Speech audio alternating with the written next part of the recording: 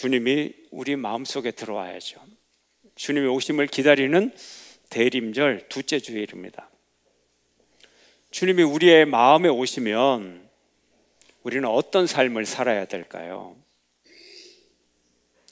주님을 모신 사람의 삶은 어때야 되고 무엇이 우리 사회 속에 주님이 오시도록 하는 것일까요? 여러분은 어떤 사회를 원하십니까? 부유한 사회를 원하십니까? 정의로운 사회를 원하십니까? 우리 사회 잘 사는 사회잖아요. 우리 사회 그래도 정의가 있는 사회예요. 그러나 완전치가 않아요. 그래서 질문을 우리가 좀 바꾸어서 자꾸 여러 가지 질문을 던질 수가 있어요. 우리가 부유한 사회를 먼저 이루고 그러면 정의로운 사회가 따라올 것인가? 아니면 우리가 정의로운 사회를 만들려고 그러면 우리가 가진 이 재산, 부 이것들이 보장이 될 것인가? 아니면 더 나은 부를 창출할 수 있을 것인가? 부유함이 정의를 보장해 주느냐? 정의가 부를 보장해 주느냐? 여러분 뭐 같아요? 오늘 성경 하박국도 이런 질문을 던졌어요. 많은 고민을 했어요. 기도도 많이 했어요. 근데 하나님이 응답해 주시지 않아요. 오랜 시간 기도했는데 한참 만에 하나님의 응답을 받았어요. 그게 오늘 본문의 내용들이에요. 하박국 시대에는 내외적으로, 내적으로나 외적으로 너무 어려운 일이 많았어요. 먼저 내부적으로 보면 아주 불의가 판을 치던 시대였어요. 악인이 힘을 쓰던 시대였어요. 이렇게 고백을 하죠. 하박국 1장 4절 함께 시작. 이러므로 율법이 해이하고 정의가 전혀 시행되지 못하오니 이는 악인이 의인을 애워쌌으므로 정의가 굽게 행하여짐이니이다. 정의가 어떻게 해요? 전혀 시행되지 않는 거예요. 법을 지키는데 사람들이 해이해요. 아이 뭐 그까짓 거 뭐. 그리고 자기도 같이 불의에 동참해서 이익을 얻어내고 율법이 해이하다. 준법 정신이 해이하다. 그리고 정의가 어떻게 조금 시행되지 않는다? 그게 아니라 전혀 시행되지 않아요. 불법 천지라는 거예요. 악인이 의인을 둘러싸요. 그래서 의롭게 살아가려고 해도 몰매 맞아 죽을 지경이에요. 바보가 돼요. 왕따 당해요. 이런 사회. 근데 외부적으로는 어떠냐? 세계 최강의 제국 바벨론의 군대가 아주 밀물처럼 밀려 들어오고 있어요. 1장 8절 함께 읽습니다. 시작.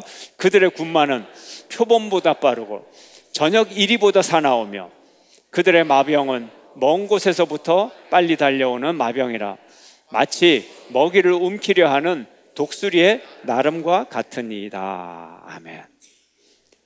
동물의 왕국을 보니까요, 독수리가 병아리를 하나 발견하면 이 병아리는 독수리의 밥이에요.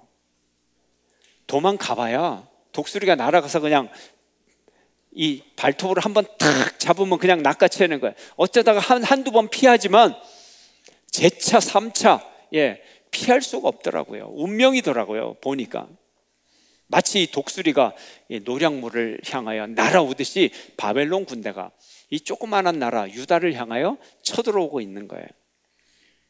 너무 위험한 상황입니다. 그래서 유다 백성들은 하나님 앞에 질문을 던집니다. 하나님이 무관심하지 않느냐? 하나님이 우리의 기도를 침묵하지 않느냐? 하나님이 모순이야.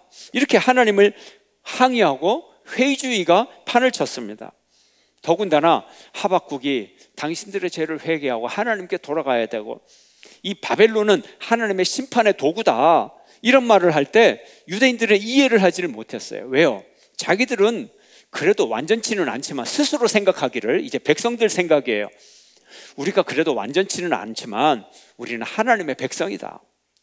근데 저 바벨론은 하나님의 백성이 아니라 이방인이에요. 아예 하나님을 안 믿어요. 그리고 바벨론이 얼마나 잔혹하게 이 여러 나라들을 공략하고 죽이고 약탈하고 너무 죄가 많아요. 그렇지만 유다는 남의 나라 제대로 한번 쳐들어가 보지도 못한 착한 민족이에요. 그러니까 더 나쁜 놈들을 잡아다가 이용해서 착한 사람을 벌하게 한다. 이건 하나님이 잘못하는 일이다. 그래서 그런 얘기를 하는 하박국을 틀렸다고 얘기를 하는 거예요. 작은 악을 심판하려고 하나님이 큰 악편을 든다는 거죠. 예. 이건 모순이라는 거예요. 하박국 선지자도 하나님 앞에 진지한 질문을 던졌어요. 근데 하나님이 한참 있다가 답을 주시는데 그 하나님의 답이 뭐냐? 세상이 어떻게 돌아가든지 간에 의인은 나를 믿으면 된다. 의인은 믿음으로 살면 된다. 이런 응답을 주셨어요. 의인은 악인에게 둘러싸여 있어도 믿음으로 살면 돼. 사람을 보지 마라. 정의가 전혀 시행되지 않는 불의가 판을 치는 시대에 살아도 나를 믿으면 돼. 이게 하나님의 대답이었어요. 나만 믿어라. 한번 읽어볼까요? 2장 4절 함께 있습니다. 시작. 보라, 그의 마음은 교만하며 그 속에서 정직하지 못하나 의인은 그의 믿음으로 말미암아 살리라. 악인들, 또 바벨론, 교만하고 정직하지 못하고 불의를 행하지만 의인은 어떻게 살으라고요? 그의 믿음으로 말미암아 살리라. 그러니까 이 의인을 그냥 어떤 중립적인 상태에서 그냥 날 믿고 살아 이런 게 아니라 세상이 온통 악일 때, 그때도 나를 붙들어라. 그렇게 말씀하고 계시는 것입니다. 우리도 이 하박국처럼 하나님께 집중하면서 하나님의 답변을 들어야 됩니다. 하나님, 이 세상에 정의가 무너지고 적군이 쳐들어오고 이 나라가 초토화가 되는데 우리가 어떻게 해야 됩니까? 하박국의 질문이에요. 의인은 믿음으로 말미암아 살리라. 나를 믿어라. 나를 믿으면 돼. 그것이 알파와 오메가야. 더 이상 없어. 그 이전도 없고 그 이후도 없고 오직 믿음 하나야. 하나님이 이렇게 말씀하고 계시는 것입니다. 너무나 추상적인가요? 하박국이 엎드려서 하나님의 응답을 받고 힘이 났어요. 믿음을 가지고 일어났어요. 그리고 성전을 밖으로 나왔어요. 그의 믿음이 바뀌었는데 세상은 하나도 바뀌지 않았어요. 그런데 세상은 바뀌지 않았는데 하박국이 눈을 들어 하늘을 바라보는 순간 하나님의 위대하심을 발견하게 됩니다. 하나님의 영광이 하늘에 가득 차게 있어요. 그리고 하나님이 이 세상의 바벨론 군대보다 더 큰 강한 군사력을 가지고 하늘에서 하나님이 화살을 쏘니까 하나님이 하늘에서 쏜 화살이 이 땅에 지구에 탁 박히니까 지구가 진동을 하는 거예요. 그리고 땅이 쫙 갈라지면서 그 갈라지는 틈 사이에 강물이 흘러 넘치고 있어요. 그 위대한 걸 본 거예요. 아, 인간의 화살은 뭐 조그마한 화살 하나 나가서 사람에게 뭐 꽂히기도 하고 안 꽂히기도 하고 그러는데 하나님의 화살이 하늘에서 이 땅에 꽂히니까 온 우주가 진동을 하는 그 위대한 능력을 이제 이 하박국이 발견하게 됩니다. 그래서 하나님을 찬양하게 됩니다. 바벨론 군대보다 더 큰 위대한 하나님의 능력이 함께함을 깨달았어요. 역사하시는 하나님의 능력을 발견하게 됐습니다. 산이 흔들리고 바다가 소리를 지르고 온 우주가 진동하는 그 사이에 하박국 선지자는 하나님의 임재하심을 느꼈어요. 하나님의 임재하심을 느끼면서 하박국 선지자는 두려움에 떨게 됩니다. 자기도 모르게 큰 소리를 지릅니다. 오늘 본문 하박국 3장 16절이 그 말씀을 말하고 있습니다. 함께 읽습니다. 시작. 내가 들었으므로 내 창자가 흔들렸고 그 목소리로 말미암아 내 입술이 떨렸도다. 무리가 우리를 치러 올라오는 환난 날을 내가 기다림으로 썩이는 것이 내 뼈에 들어왔으며 내 몸은 내 처소에서 떨리는도다. 아멘. 우리가 이 팝 콘서트라든지 아니면 CCM 연주장에 가면요, 스피커 앞에 절대 서면 안 돼요. 예, 소리 귀도 귀지만 온 몸이 떨려요. 부들부들 떨려요. 그까지 스피커 때문에도. 예. 그러나 하나님이 임하시면 창자와 턱이 덜덜덜덜 떨릴 정도로 온 몸이 떨리고 뼛속까지 떨린다는 거예요. 이게 하나님의 오시는 능력인 것입니다. 처절한 공포예요. 그 다음에 또 다른 고백을 합니다. 17절 말씀 17절 함께 읽습니다. 시작. 비록 무화과 나무가 무성하지 못하며 포도나무에 열매가 없으며 감람나무에 소출이 없으며 밭에 먹을 것이 없으며 우리의 양이 없으며 외양간에 소가 없을지라도. 무화과 나무가 무성하지 않고 포도나무에 열매도 없고 감람나무에 소출이 없다. 이스라엘의 농사 짓는 세 가지 대표적인 작물이에요. 우리는 뭐 벼도 심고 배추 심고 몇 가지가 있잖아요. 대표적인 그 대표적인 세 가지, 무화과, 그 다음 포도, 올리브, 이 세 가지에 소출이 전혀 없다는 거예요. 농사 완전히 망한 거예요. 밭에도 먹을 것이 없고 우리의 양이 없고 소가 없고. 이쯤 되면 나라가 망해버렸어요. 예. 농사가 망해버렸어요. 그런데 끝을 보세요. 없을지라도. 이런 상황 속에서 없을지라도 무슨 얘기가 연결이 되나요? 왜 없어졌나요? 무화과가 왜 없고 포도나무가 왜 없고 올리브 나무가 왜 없어요? 양과 소가 왜 없어요?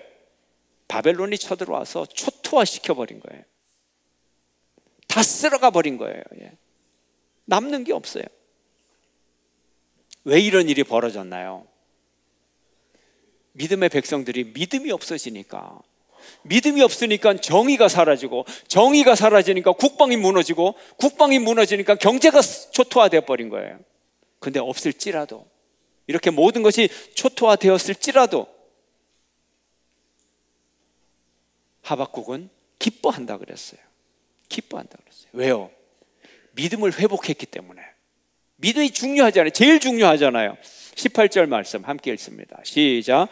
나는 여호와로 말미암아 즐거워하며 나의 구원의 하나님으로 말미암아 기뻐하리로다. 아멘. 역사의 이런 비참한 상황 속에서 여호와로 말미암아 즐거워한다는 거예요. 그래서 사슴이 펄쩍펄쩍 뛰듯이 이 역사적 비극 속에서 춤을 추고 있는 거예요. 한번 읽어볼까요? 19절 말씀 함께 시작. 주 여호와는 나의 힘이시라. 나의 발을 사슴과 같게 하사 나를 나의 높은 곳으로 다니게 하시리로다. 이 노래는 지휘하는 사람을 위하여 내 수금에 맞춘 것이니라. 무슨 노래할 기분이 나요? 이렇게 비참한 상황 속에서. 그런데 너무 기뻐서 노래를 하는 거예요. 하박국은 무엇입니까? 이제 하나님이 정의로 임하셨어요. 그것은 역사적 재앙이지만 그 재앙을 누가 일으켰느냐? 하나님이 일으켰어요. 그래서 누가 오셨어요? 하나님이 오신 거예요. 하나님이 오셨기 때문에 하나님이 오시면 그것이 재앙이더라도 나는 즐거워하겠다는 거예요. 나는 행복하다는 거예요. 하나님은 우리 경제 문제에 관심이 있어요. 예수님이 날 믿으면 구원을 받으라 하는 그 말씀보다 예수님이 돈 말씀하신 것이 5배 이상 많아요. 예. 그러면서 하나님은 우리에게 정의의 문제를 요구하고 계세요. 왜 그럴까요? 왜 하나님은 경제 문제에도 관심이 있으시면서 우리에게 정의의 문제를 요구하실까요? 하나님은 축복의 하나님이기 때문에 그래요. 하나님은 축복의 하나님이기 때문에 그래요. 하나님께는 축복이 얼마나 있을까요? 얼마나 있을까요? 몇 년 동안 우리에게 축복을 부어주면 하나님의 재정이 고갈이 될까요? 하나님은 한없는 축복을 가지신 분이에요. 하나님은 우리에게 한없이 축복해 주실 수 있어요. 말라기 3장 10절 함께 읽습니다. 시작. 만군의 여호와가 이르노라. 너희의 온전한 11조를 창고에 들여 나의 집에 양식이 있게 하고 그것으로 나를 시험하여 내가 하늘 문을 열고 너희에게 복을 쌓을 곳이 없도록 붙지 아니하나 보라. 아멘. 하나님은요, 복을 주시면 쌓을 곳이 없도록 넘치도록 주시는 거예요. 하나님이 천지를 창조하셨어요. 그리고 사람을 만드셨어요. 그리고 사람을 향하여 하나님이 첫 번째로 하신 말이 뭐예요? 첫 번째로 하신 말이 생육하고 번성하여 땅에 충만하라. 땅을 정복하라. 축복의 말씀이에요. 하나님은 축복으로 가득 차 있기 때문에 하나님이 입을 열면 그냥 축복이 나오는 거예요. 그래서 하나님이 우리에게 요구하시는 것이, 네가 내 말을 잘 듣고 믿음을 가지고 하나님의 의와 이 땅의 정의를 실현해서 그 정의를 믿고 따라만 가면 복은 내가 자동으로 주겠다. 이게 하나님의 말씀인 거예요. 우리는 세상에 복을 받으려고 경제를 배우고 경제 법칙을 배우고 열심히 발버둥을 쳐요. 그러나 그렇다고 해서 다 부자 되는 거 아니에요. 축복받는 최고의 원리는 성경에 있는 거예요. 우리가 평생에 하나님을 믿고 하나님의 의를 따라 살면 하나님이 축복을 주시는 거예요. 그래서 하박국은 하나님을 믿고 하나님의 의를 따라가기를 다짐했기 때문에 역사에 어떤 재앙이 오더라도 두렵지 않아요. 이제 하나님의 복내릴 순서라는 걸 하박국은 믿고 있기 때문에 그래요. 최고의 지혜를 깨달았어요. 하박국을 읽으면서, 오늘 본문을 읽으면서 의미를 잘 알아야 돼요, 여러분. 오늘 본문이 이렇게 나와 있잖아요. 무화과 나무가 무성하지 못하며 포도나무에 열매가 없으며 감람나무에 소출이 없으며 밭에 먹을 것이 없으며 우리의 양이 없으며 외양간에 소가 없는 이 상태에서 이제 하나님이 오셔서 내가 기쁩니다. 그럼 어떻게 생각합니까? 축복의 하나님이니까 우리의 이 고통 가운데, 가난과 이런 질병과 고통 가운데 하나님이 오시면 하나님의 축복으로 인도해 주시잖아요. 예. 그러니까 아멘 할렐루야. 예. 내가 고난의 시기에 내게 오시옵소서. 아멘 할렐루야. 내게 오는 주님을 즐거워합니다. 틀린 얘기는 아니에요. 맞는 얘기예요. 하나님은 물론 우리 고난 가운데 오시죠. 맞는 얘기예요. 그렇지만 맞는 얘기는 맞는 얘기인데 이 하박국의 이 본문에서 하는 얘기는 아니에요.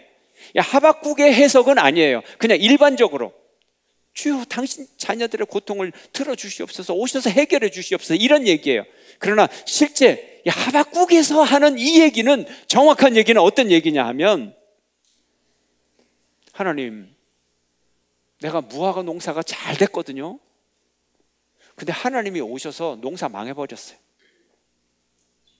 내가 포도원을, 최고의 포도원을 가지고 있었는데 바벨론 군대가 쳐들어와가지고 포도를 다 수확한 걸 빼앗아가고, 그뿐만 아니라 포도밭에 포도를 뿌리채 다 뽑아버리고 불을 질러버렸어요.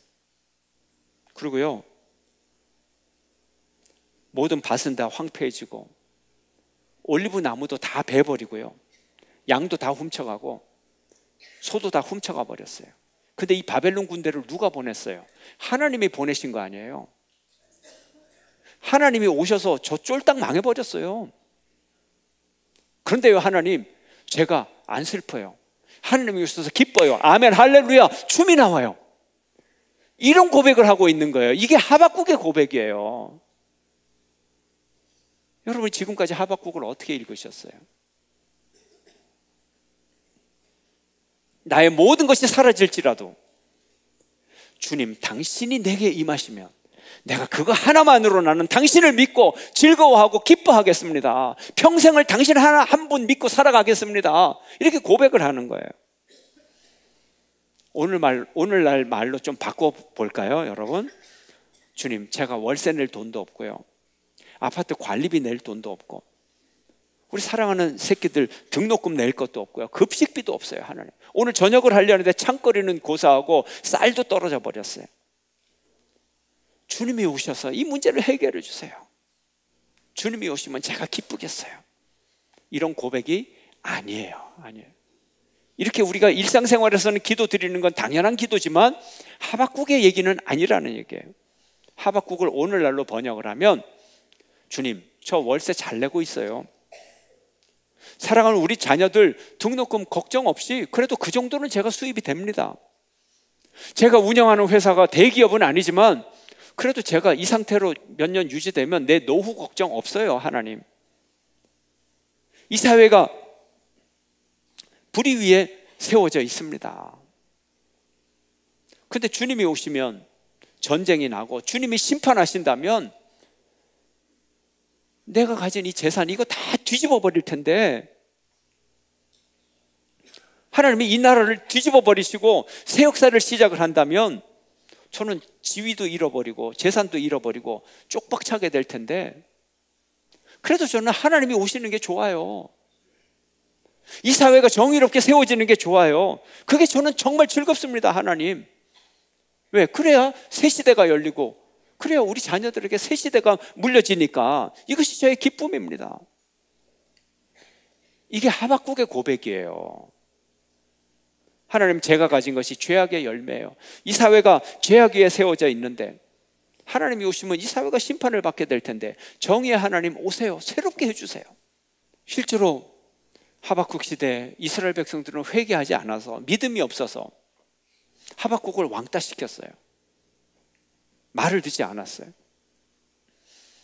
그래서 독수리처럼 바벨론 군대가 날아와가지고는 예루살렘을 불태우고 성벽을 무너뜨리고, 왕은 사로잡혀서 눈이 뽑히고 쇠사슬에 짐승처럼 끌려가면서 바벨론으로 끌려갔어요. 죄악의 종말입니다. 우리가 하나님을 믿을 때 어떻게 믿어야 되느냐? 값싼 축복에 눈멀지 말아야 된다는 거예요. 하나님을 믿는다는 게 뭔가요? 하나님이 오셔서 내가 그냥 다 모든 축복만 임하게 되나요? 하박국 시대처럼 하나님이 오셔서 재앙이 함께 오는 게 하나님이 오시는 거예요. 근데 그 재앙 속에서 하나님을 바라보면서 이제는 그 하나님만을 믿겠습니다, 이걸 발견하는 자가 진짜 의인인 거예요. 근데 이 의인이 되어서 인생을 새 출발할 때 하나님의 진짜 축복이 임하기 시작하는 거죠. 하나님의 징계는 살리는 겁니다.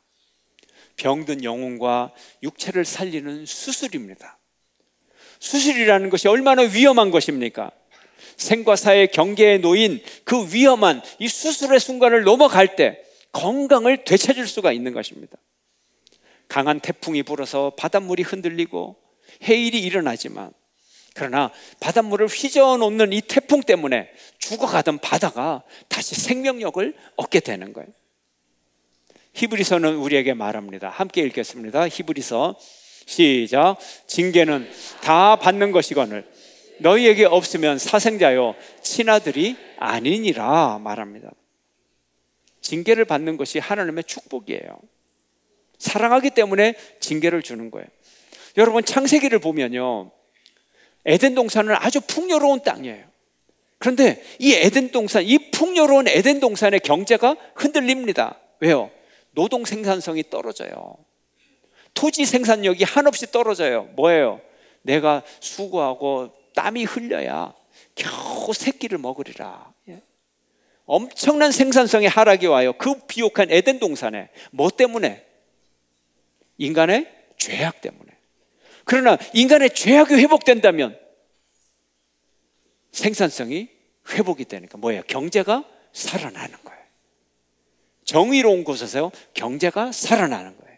여러분, 이걸 잊어서는 안 되는 거예요. 하나님을 향한 무조건적인 신뢰가 우리를 지켜줍니다. 우리의 삶을 지켜줍니다. 믿음의 세계에 우리의 인생을 던질 수 있어야 돼요. 오직 믿음으로 살아갈 용기가 있어야 돼요. 믿음 하나면 족하다고 하는 용기가 있어야 돼요. 그리고 하나님을 믿기 때문에 하나님의 정의를 실현할 수 있는 힘을 얻을 수가 있는 거예요. 하나님의 정의대로 살아가는 자에게 하나님은 축복을 주십니다. 왜냐? 하나님은 축복의 하나님이고 전지전능한 하나님이시기 때문에. 사랑하는 성도 여러분, 우리가 추구할 것은 하나님 나라와 하나님의 정의입니다. 그러면 하나님이 우리에게 경제적인 축복을 주시고 모든 축복을 주실 것입니다. 믿음이 먼저입니다. 그 다음이 정의입니다. 그러면 하나님의 풍성한 축복이 여러분에게 임하게 될 것입니다. 축복의 인생을 살아가는 여러분 되시길 주의 이름으로 축원합니다.